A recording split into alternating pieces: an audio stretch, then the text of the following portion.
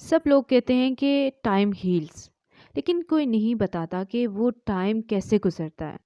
वो टाइम कितनी मुश्किल से गुजरता है, ये कोई नहीं बताता। कोई नहीं बताता कि जब आप अंधेरों में खुद से लड़ रहे होते हैं, जब आप अपने अंदर ही चीखें मार रहे होते हैं और दिल के अंदर दर्द लाइक बर्फ बन गया होता है, तो हीलिंग कैसे शुरू होती है। ट्रुथ ये है कि इमोशनल हीलिंग खुद से होती है, लेकिन कभी अकेला फील करके शुरू होती है।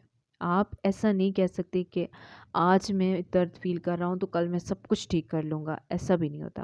लेकिन ऐसा भी नहीं है कि कुछ पॉसिबल नहीं है, सब कुछ पॉसिबल है अगर आप चाहें तो।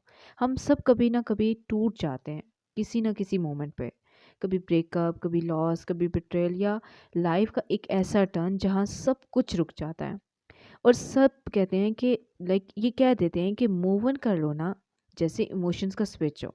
लेकिन आपको पता है कि हीलिंग एक रेस नहीं होती है, वो एक स्लो है, ठीक है, मेसी प्रोसेस होती है, जिसमें कभी आप सो जाते हो बिना रीज़न के, लाइक रो रो के सो जाते हो, कभी किसी रैंडम चीज़ पर स्माइल कर लेते हो, और वो मोमेंट जब आप रियलाइज़ करते हो कि पेन अब इतना नहीं लाइक चुभ रहा जितना पहले चुभ रहा था, वही आपका हीलिंग पॉइंट होता है। क्योंकि एक टाइम आता है जब हमें चीज़ें बहुत चुभ रही होती हैं, बहुत अंदर दर्द करी होती हैं, लेकिन एक टाइम ऐसा भी आता है कि जब सब कुछ जो है वो जितना हमें पेनफुल लग रहा था, अब वो उतना पेनफुल नहीं हो रहा। वो चीज़ें चेंज हो रही हैं, और वो सब चीज़ें वो